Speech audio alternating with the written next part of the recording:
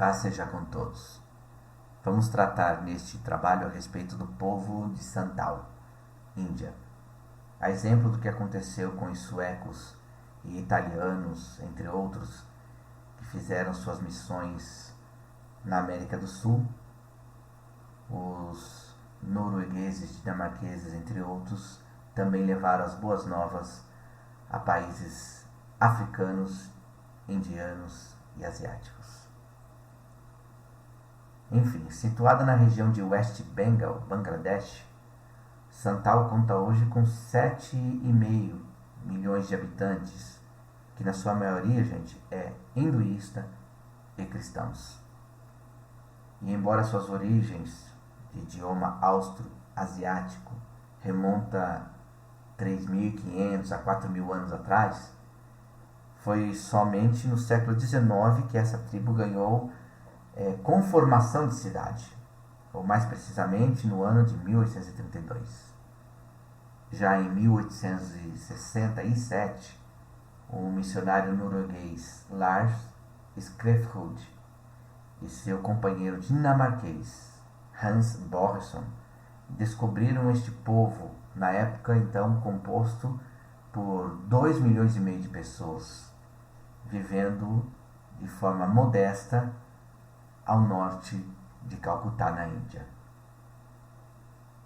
Skrefsrud, então um linguista nato, aprendeu logo o idioma local e passou então a se valer disso para a propagação do Evangelho Eterno.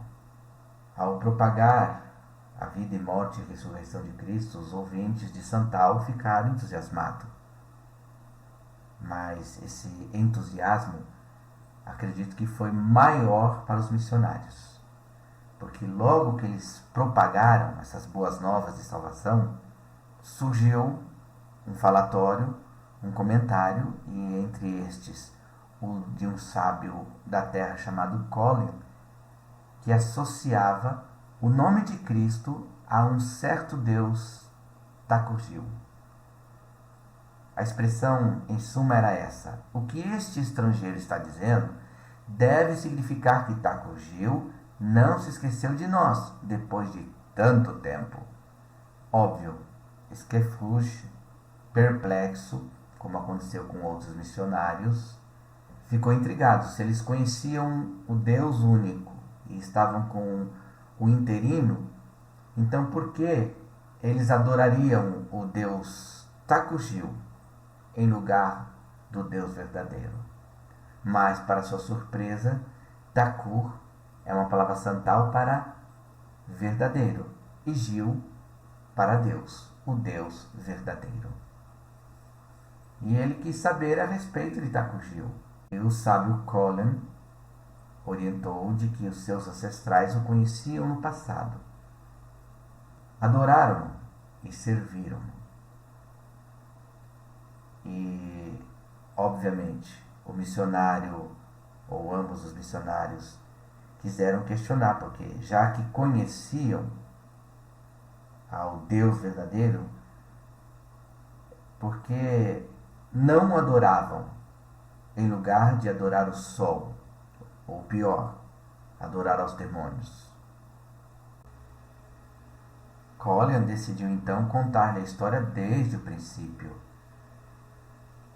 fazendo alusão à tradição oral mantida por séculos entre os Santals. Segundo ele, há muito tempo, Thakurgil, o Deus verdadeiro, criou o primeiro homem, Haran, e a primeira mulher, Ayu, e colocou-os bem longe, na região oeste da Índia, chamada Riripipiri. Ali, um ser chamado Lita tentou fazer cerveja de arroz e depois induziu-os a jogar parte da cerveja no solo, como uma oferta a Satanás. Haran e Ayu se embriagaram com essa cerveja e dormiram. Ao acordarem, souberam que estavam nus e tiveram vergonha. Mais tarde, Aio teve 7 filhos e 7 filhas de Haran, os quais se casaram e formaram 7 clãs. Os clãs migraram para uma região chamada Krosh-Kaman, onde se tornaram corruptos. Takurgil então chamou a humanidade para voltar a ele. Mas quando os homens recusaram, Takurgil escondeu um casal santo numa caverna no Monte Harata. Notem a semelhança com o nome bíblico Ararat. E destruiu a seguir o restante da humanidade através de um dilúvio. Tempos depois, os descendentes do casal santo se multiplicaram e migraram para uma planície de nome Sazambeda, ou Campo de Mostarda. Takurgil os dividiu ali em muitos povos diferentes. Segundo eles, um povo chamado Proto-Santal saiu em migração para a terra de Jarpe. E avançando para o leste da floresta, indo de campos em campos e floresta em floresta, foram enfim detidos por altas montanhas. Elas bloquearam o caminho e, sem passagem para as mulheres e crianças, desanimaram-se da jornada. Então, a fé em Takurgil, o deus do primeiro casal, era inabalável. Mas devido a essa grande crise, os Proto-Santal se voltaram ao paganismo, ou ao espiritismo bárbaro. Eles entenderam a miúde da seguinte forma: os espíritos dessas grandes montanhas bloquearam nosso caminho e decidiram se ligar a eles por meio de juramentos, e dessa forma poderiam seguir sua jornada. E assim fizeram. Entraram em aliança com os que eles chamaram de Marambaru, espírito das grandes montanhas, e clamaram: ó Marambaru, se abrirem o caminho para nós, iremos praticar o apaziguamento dos espíritos quando alcançarmos o outro lado. Olha, é bem possível que os missionários tenham ficado intrigados com essa narrativa. Não muito diferente do que eu ao pesquisar esse assunto. A terra do Santal não possuía montanhas com essas características. E Collian adiantou que eles descobriram depois uma passagem, que ele chamou de a passagem de Passo Kniber, mais conhecida pelas invasões de Círios, Darius I, Gengis Khan e mais tarde os mongóis. Esse desfiladeiro na direção do sol nascente chamaram de passagem de Bain, que significa porta do dia. E deste modo, os Proto-Santal atravessaram para as planícies denominadas hoje Paquistão e Índia.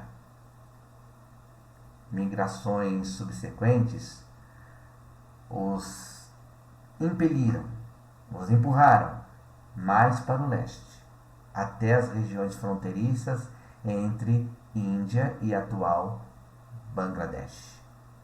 Ali se tornaram o povo Santal dos dias de hoje. Então, escravos de seu juramento, e não por amor aos Marambaru, os Santal começaram a praticar esses apaziguamentos de espírito, feitiçaria e até a adoração do sol. Mas vale lembrar que os Santal não possuíam deuses. Tinham apenas Takurgil. Somente ele ocupava a religião de seus ancestrais.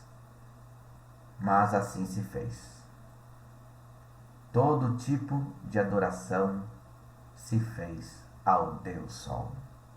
Contudo, reverberava e ecoava de uma era bem remota a mensagem de que Takuji era um Deus diferente, bem distinto. Entendiam que ele não pode ser visto com olhos da carne, mas tudo vê. Ele criou todas as coisas, colocou tudo em seu lugar e sustenta a todos, grandes e pequenos. Esse é o entendimento do povo Santal. Vemos aí então a magnificência de Deus operando, no subconsciente de todo homem nascido de mulher. E assim como Abraão aceitou El Elyon, o nome cananeu dado por Melquisedeque a Deus, como nós já tratamos, e da mesma forma que Paulo, Barnabé e João e seus sucessores seguiram o caminho aberto pelos filósofos gregos, ao aceitarem Logos e Theos como os nomes válidos ao Altíssimo, lá, da mesma forma, decidiu também aprender a lição de Colin e seus ancestrais. Como Paulo fez ao agnosto Teô, ao Deus desconhecido, Lars aceitou Takuji como um nome válido para Yahvé. A verdade é que, sendo ele Lars norueguês, chamava Deus de Gud. Por que não poderia então ele aceitar que Colin, indiano, o chamasse de Takuji? Algo a se pensar e a se refletir no mundo cristão de hoje. Pois, com a aceitação do nome Takuji, os missionários evocaram inúmeras lembranças na tradição santal. E foi exatamente esse o efeito que a pregação de Skafrud e Barson produziu. Antes mesmo que os missionários percebessem o que acontecia, eles se viram rodeados, cercados por milhares de indivíduos de Santal, pedindo que lhes ensinasse como reconciliar-se, ou seja, voltar-se com Takuji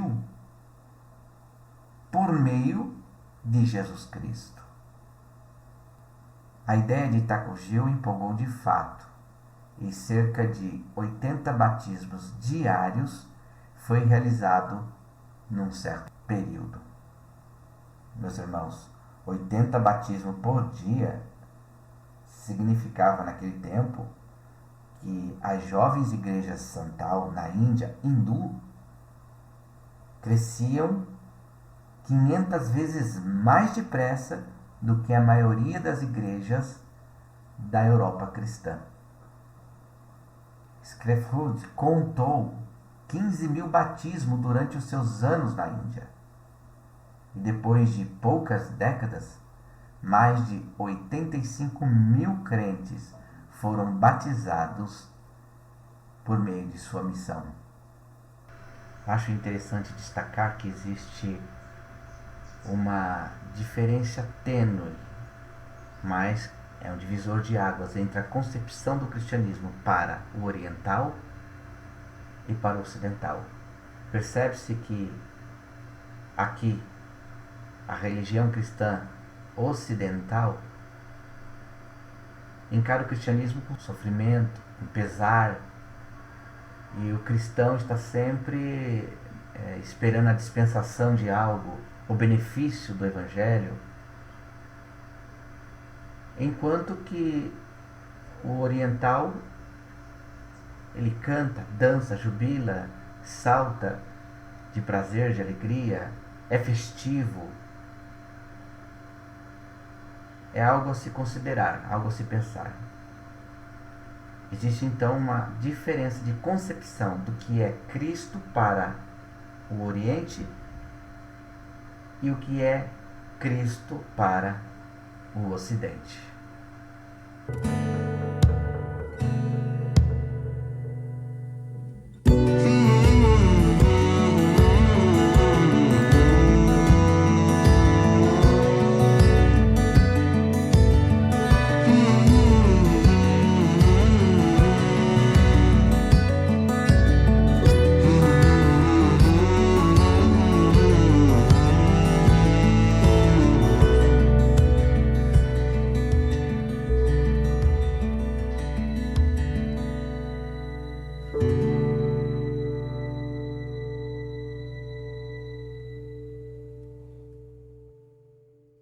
O comentário feito por Colin Ayscrefund sobre os adoradores do Sol entre o Santal, mesclando o nome de Takuji com a sua adoração do Sol, foi instrutivo.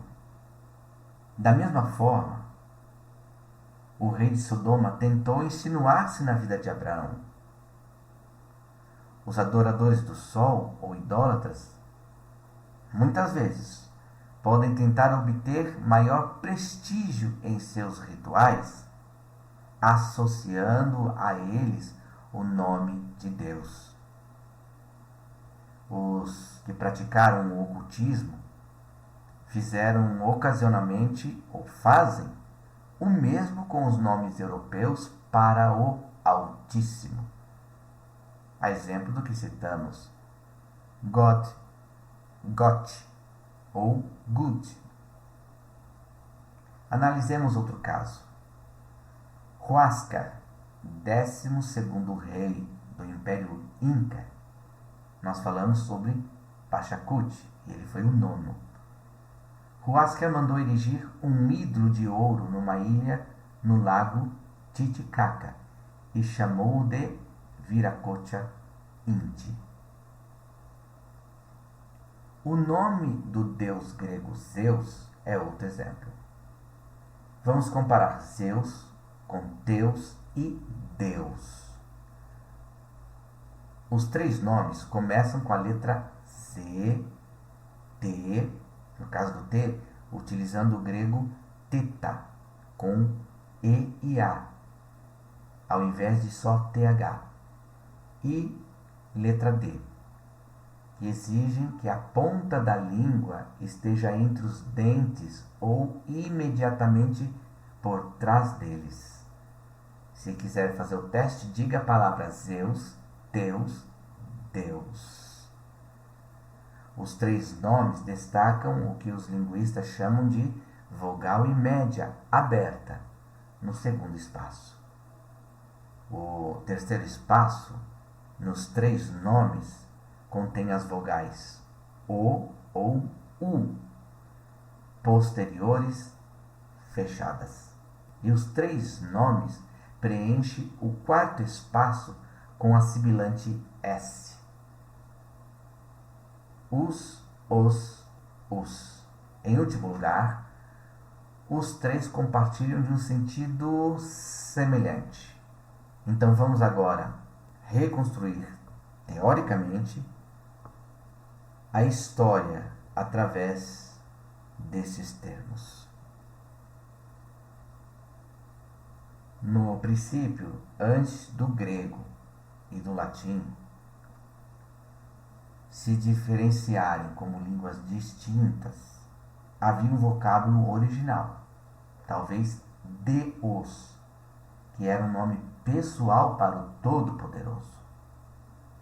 Mais tarde, à medida que as várias seitas inventaram deuses interinos menores e lhes deram nomes pessoais, cada qual afirmou que seu Deus era, na verdade, Deus. Como resultado, na ocasião em que as mudanças de pronúncias levaram Deus a se tornar Deus em uma região e Deus em outra, os três termos serviram generalizado, de forma a significar em tudo Deus, com letra minúscula, em lugar de Deus. Deus minúsculo, interinos, e Deus maiúsculo, o Altíssimo. O que aconteceu aqui foi semelhante à famosa marca Bombril. Bombril era só uma marca, mas vendeu tanto, caiu no gosto popular, toda nova marca era chamada de Bombril, ao invés de palha de aço.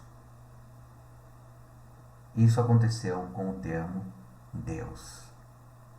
Nós citamos que filósofos como Xenofonte, Platão e Aristóteles, eles tentaram com efeito inverter a tendência para essa generalização. Queriam voltar ao uso original de Deus como um nome pessoal. Qual foi o resultado? Tanto o sentido fechado, específico, original, como o geral passaram a coexistir. Toda a palha de aço se tornou Bombril. Uma das surpreendentes características deste Deus dos céus, benigno e onipotente de muitas religiões populares da humanidade, é sua tendência de identificar-se com o Deus do cristianismo. Esse Deus dos céus, embora considerado pela maioria das religiões populares como remoto e praticamente inatingível, tende a aproximar-se e falar às pessoas religiosas sempre que estão prestes a encontrar emissários do Deus cristão. Ou seja, sempre que o Deus interino a quem servem está prestes a ser substituído ou a ser confrontado pelo Deus Altíssimo, o próprio Deus, o Bombril original, faz-se revelar por meio deles. E esta é com certeza uma poderosa evidência extra-bíblica da autenticidade da Bíblia como revelação do Deus verdadeiro e universal. Ela é também a principal razão a nível humano para a aceitação do fenômeno cristianismo entre pessoas de diversas religiões ou de muitas religiões populares em todo o mundo. Além do mais, passagem após passagem das Escrituras tem dado testemunho no decorrer dos séculos que o nosso Deus, de fato, não se deixou sem testemunho. Ele não se separou da pregação do Evangelho. Podemos citar exemplos de Atos 14, 16, 17, Romanos 1, 19 e 20 e Romanos 2, 14 e 15. Por fim, esse testemunho, embora diferente na espécie e qualidade do testemunho bíblico, continua sendo, ainda assim, uma evidência dele, do Deus Altíssimo. Dito isto aos meus amigos, podemos pensar que é muito trágico a verdade de que os cristãos, em geral, não saibam praticamente nada sobre este fenômeno mundial de pressuposto monoteísmo, subjacente à maioria das religiões populares da Terra. Muitos estudiosos e até alguns missionários evangelistas, cujos ministérios foram facilitados por este fenômeno, fizeram questão por insegurança, timidez ou para cumprir um protocolo, empurrar para um canto obscuro, escondido, apagado, esta evidência que serve para clarear e propagar o propósito de Deus para o mundo. E por quê? É claro, gente, se você pertence a uma tradição, a uma denominação que vem ensinando aos seus crentes fiéis há séculos que o resto do mundo se acha em total escuridão e nada sabe sobre Deus, fica no mínimo embaraçoso dizer: estávamos errados. Chegou agora esse esclarecimento. Olha, na verdade, mais de 90% das religiões populares do mundo reconhecem, no mínimo, ou pelo menos, a existência de Deus, ou do Altíssimo, superior aos seus deuses interinos. Algumas até consideram seu interesse de salvação e redenção de todos os escolhidos. Nas palavras do apóstolo João 1,5, a luz resplandece nas trevas, e as trevas não prevaleceram contra ela. João especificou ainda que a luz descrita por ele é a verdadeira luz que, vinda ao mundo, ilumina todo homem. Bom, naturalmente, é verdade que contradições ou contrafacções espirituais, falsidades, distorções, enganos, erros, foram sim introduzidos no mundo. Também é possível que os mensageiros do Evangelho sejam levados ou engodados por essas falsidades, por esses enganos. Assim como é natural ou possível que uma abelha voando, zumbindo entre flores, caia por engano nas garras de uma planta carnívora.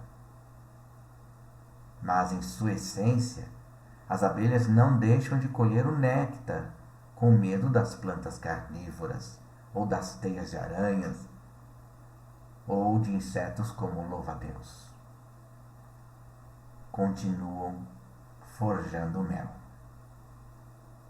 Vejamos então aqui 2 exemplos de plantas carnívoras fazendo o papel de flores em nosso campo, como Jesus chamou este mundo. Os missionários fazem bem em evitar tais coisas. Os estudiosos, os cristãos verdadeiros, nos advertem corretamente contra elas. Os hindus esperam o que chamam a 10ª encarnação de Vishnu, um jovem missionário na Índia. Então, desesperado em obter a atenção dos hindus, decidiu de uma hora para outra proclamar Jesus da seguinte forma: Cristo era a 10ª encarnação de Vishnu que eles aguardavam. Já entre os budistas, estes esperam uma 5ª manifestação de Buda, como Fahaira Metrai, o Senhor misterioso. Bom, seria errado e fútil e inútil reduzir o Filho de Deus glorioso, a plenitude e a expressão da glória do Pai, encarnado uma vez por todas, como ele mesmo e os apóstolos testificaram, a uma simples 5ª manifestação de quem quer que seja. No entanto, o reconhecimento dos budistas de que o homem precisa de misericórdia administrada por um poder além de si mesmo permanece, como em outras já citadas e que citaremos, como um ponto de contato latente, onde se toca de um Deus que não deixou-se ficar sem dar testemunho de si mesmo. Para cristãos americanos, protestantes, reformistas, pentecostalistas, para os povos de toda a terra, fica então para término da apresentação do Deus interino dos santaus, a passagem de Colossenses 3, verso 11. Nessa nova ordem de vida, não há mais diferença entre grego e judeu, circunciso e incircunciso, bárbaro e cita, escravo ou pessoa livre, santal, inca, olmeca, tolteca, alemão, mas sim, Cristo é tudo e habita em todos vós.